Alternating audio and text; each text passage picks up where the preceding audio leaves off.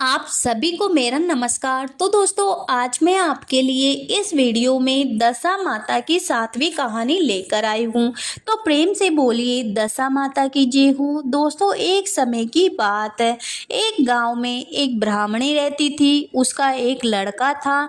वह एक दिन लड़के से बोली कि बेटा कुछ काम करो जिससे अपना निर्वाह हो सके। तब लड़का गांव वालों की गायें चराने लगा। एक दिन लड़का पशुओं को पानी पिलाने घाट पर गया। वहां स्त्रियां स्नान करके दशा रानी के गंडे ले रही थी। उनका एक गंडा अधिक था। उसमें से एक ने कहा कि लड़का किसी उच्च वर्ण का हो तो उसे गंडा दे दो। फिर स्त्रियों ने पूछा कि तुम कौन से वर्ण के हो। वह बोला, हूँ तो मैं ब्राह्मण, पर कोई काम न मिलने के कारण गांव की गायें चराता हूँ। स्त्रियों ने लड़के को एक गंडा देकर कहा कि तुम इसे घर जाकर अपनी माता को देना और कहना कि इसका पूजन और व्रत करे। हम लोग तुमको सीधा और पूजा की सामग्री भी देते हैं, सो ले जाकर अपनी माता को दे देना। लड़के ने गंडा लिया। फिर सब स्त्रियों ने उसे सीधा दिया। लड़का उस सामान की गठरी बांधकर घर आया।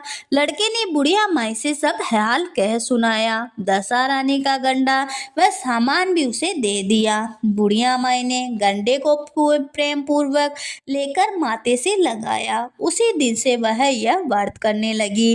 9 दिन तक कहानी कथा सुनती रही। 10वें दिन उसने गंडे के पूजन की तैयारी करी। वह देहरी के बाहर लीप ही रही थी कि एक वृद्ध दरिद्र स्त्री द्वार पर आकर बोली कि क्या करती हो बहन। वह बोली, आज मेरे घर दशा रानी का पूजन है। तब दशा रानी की ने कहा, मुझे बहुत प्यास लगी है, थोड़ा पानी पिला दो। तब बुढ़िया माई ने कहा, जरा तुम ठहरो, कटोरी ढूंढ कर लाती हूँ, तब तुमको पानी पिलाऊंगी। बुढ़िया माई कटोरी लेने अंदर गई। तब एक मेली कुचली बुढ़िया माई, जो स्वयं दशा रानी थी, उसके परिंदे पर एक सोने का घड़ा रखकर अंतर्धान हो गई। बुढ़िया माई कटोरा लेकर जो ही परिंदे के पास आई, वहां सोने का घड़ा देखकर घबराई और सोचने लगी, यह कहाँ की भला आ गई, मुझे चोरी लगेगी, बुढ़ापे में इज्जत जाएगी। इसी चिंता में बुढ़िया माई की खोज में वह बाहर निकली। तब तक उसका लड़का आ गया। वह बोली कि एक बुढ़िया माई न जाने कहाँ से आई थी और यहाँ सोने का घड़ा रखकर चली गई। लड़के ने कहा, वह तो दशा रानी थी, उन्होंने यह घड़ा हमें दिया है। अब फिर जो वो आए वे तुम उनका स्वागत अच्छे से करना। अब बुढ़िया माई नदी में नहाकर आई तो सामने सोने का घड़ा भरा दिखाई दिया और उत्तम वस्त्र एक किनारे पर रखे थे। बुढ़िया माई ने किसी से पूछताछ किए बिना ही उन वस्त्रों को पहन लिया और घड़ा हाथ में लेकर वह जो ही चलने को तैयार हुई कि 4 कहा डोली लिए वहां आ पहुंचे और बुढ़िया माई से बोले, यह डोली तुम्हारे लिए आई है, इसी में बैठकर घर चलो। आगे देखती है कि जहाँ टूटी फूटी झोपड़ी थी वहां कंचन के महल खड़े हैं।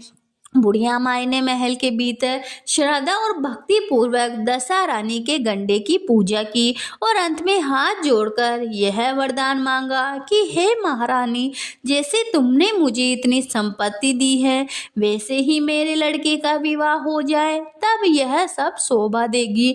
कुछ दिनों बाद लड़के का विवाह हो गया और बहुत ही सुंदर सुशील बहू घर में आ गई। तब बुढ़िया माई ने दशा रानी से दूसरा वरदान मांगा, जैसे मेरे बहू बेटा है वैसे ही पोता पाऊं।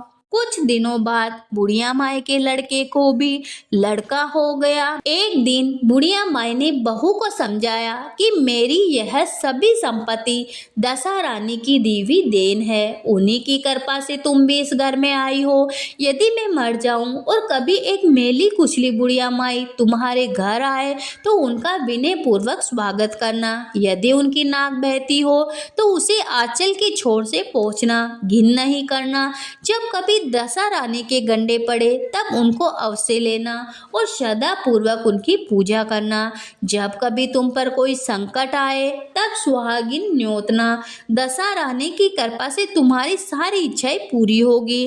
कुछ दिनों बाद बुढ़िया माई मर गई। तब दशा रानी ने सोचा कि चलकर देखना चाहिए कि अब बहू सास के वचनों का कहाँ तक पालन करती है। अब वह एक वर्दा भिखारनी का वेश धारण कर उसके घर आई। उन्हें देखते ही बहू उठकर खड़ी हो गई, पांव छुए, दंडवत किए और अपने बालक को उसकी गोद में डाल दिया। उसकी ऐसी श्रद्धा भक्ति को देखकर दशा रानी ने आशीर्वाद दिया कि तेरी धर्म बुद्धि हो, भगवान सदैव तेरा भला करे, भंडार भरपूर रहे, कभी किसी बात की कोई चिंता तुझे न हो, जो इच्छा करे सो फल पावे। दशा रानी ने जैसी कृपा दृष्टि बुढ़िया ब्राह्मणी पर की वैसी अपने सभी भक्तों पर करना। तो प्रेम से बोलिए दशा रानी की जय हो।